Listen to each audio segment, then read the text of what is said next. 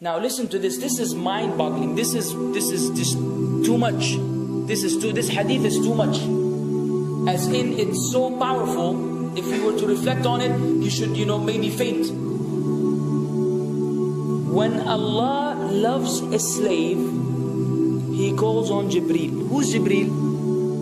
You know who Jibril is? The greatest of the malaika, as far as Ahl Sunnah wal Jama'ah. The one whom when the Prophet ﷺ saw, he fainted alayhi salatu wasalam, because of his wings had covered the horizon. Jibril, the angel who's responsible for the most virtuous thing, which is conveying the revelation from Allah to the messengers of Allah. Jibril, and what do you know about Jibril? Allah said, whoever is adu, whoever is an enemy to Jibril, then Allah is the enemy to the disbelievers. Allah defended Jibril in the Quran. Jibril, the one who took the Prophet sallallahu alaihi wasallam in Al-Isra al-Mi'raj, in the ascension to the heavens.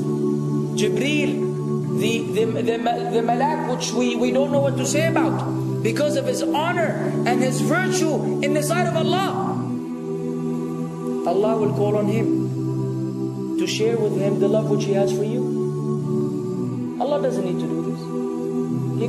He could not do this, but Allah likes to do this, so He does it. He says, I love Fulan. Now I want you to think that Fulan is you. Whatever your name is, Ahmad, Mayroob, whatever your name is. Imagine Allah above the heavens, above the throne, in His greatness and His majesty, which is beyond our human comprehension, calls out to Jibril to inform him that He loves you. And not only that, فَأَحِبَّهُ, then He commands Jibril to love you also.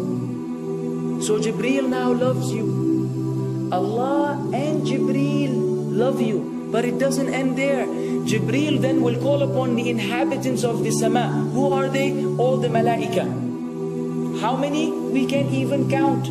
Trillions and trillions of malaika which Allah created beyond our, again, human comprehension. All of them are commanded simultaneously to love you. First Jibril says, Allah loves Fulan, so now you have to love him. Then all of the angels in the heavens love you.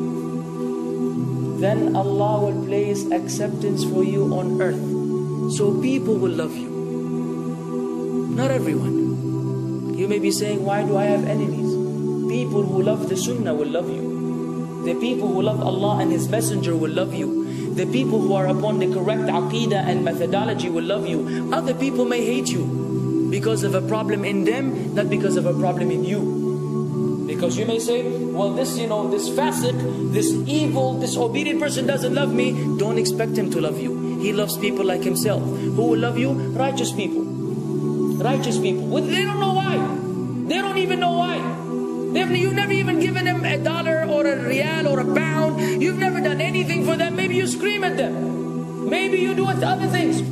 It's Allah. Why? Because Allah had loved you first, then Jibril had loved you first, then the malaika loved you afterwards, then Allah put acceptance for you on earth, so people have no choice but to love you. We ask Allah to make us among them. Now what better than that? What else do you want? What else do you want? What? If you're a person whom Allah loves, in every movement you go, you do, you stray, you sleep, whatever you do, you are among those whom Allah loves and Jibreel loves and the angel loves. What else do you want, ya akhi? You're guaranteed success in this life and in the life to come. Guaranteed. No way Allah will punish you. No way. No way Allah will punish someone whom He loves. But the hadith doesn't stop. The hadith has a very saddening continuation, which we should seek refuge with Allah from. وَإِذَا أَبْغَضَ عَبْدًا, and if Allah hates a slave, He also calls on Jibril. And He informs Jibril that He hates this person. So He will command Jibril to hate this person. Then Jibril will tell the angels to hate this person. Then Allah will put hatred for him on earth.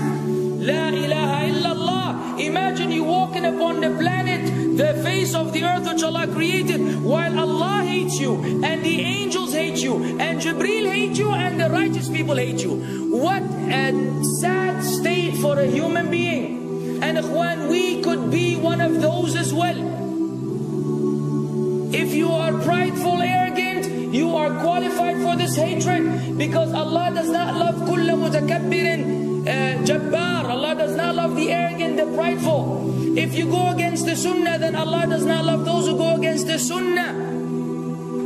If you don't observe taqwa, and you don't observe ihsan, and you don't observe tawbah and tatahur, then again we are disqualified.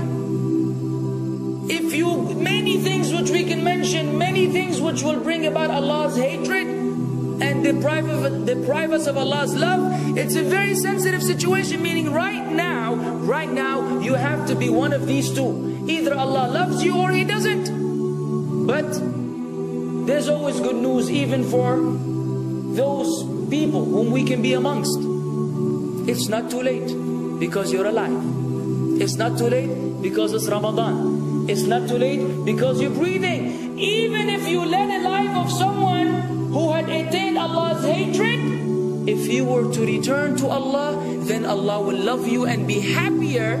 He will be so happy with your tawbah than a man who lost his mount in the desert. Upon it was his food and his drink, and then he waited under a tree for death. And all of a sudden he opened his eyes and he sees his camel or his horse or whatever that was right in front of him. And he gets so happy, he said, Allahumma anta abdi wa ana rabbuka. Oh Allah, you are my slave and I am your Lord. Kufr. He said a statement of kufr, but the Prophet ﷺ said, أَخْطَأَ مِنْ شِدَّةِ الْفَرَحِ. He made a mistake because he's so happy. You know when you're so happy that you may say things against what you want to say?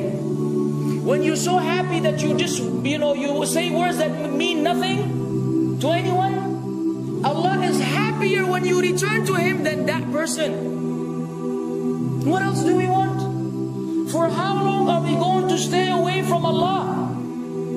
For how long are we going to lead the life of the heedless? For how long are we going to go against the sunnah? What are you waiting for? Death? Death. حتى إذا جاء أحدهم الموت قال رب ارجعون لعلي أعمل صالحا فيما تركت كلا. Until when death comes to one of them, you say, oh Allah, allow me to return so that I may do good in that which I left behind. And it will be said to him, no, it's only a word. إنها كلمة هو قائلها. It's nothing but a wish and a word he will have. It will not be fulfilled.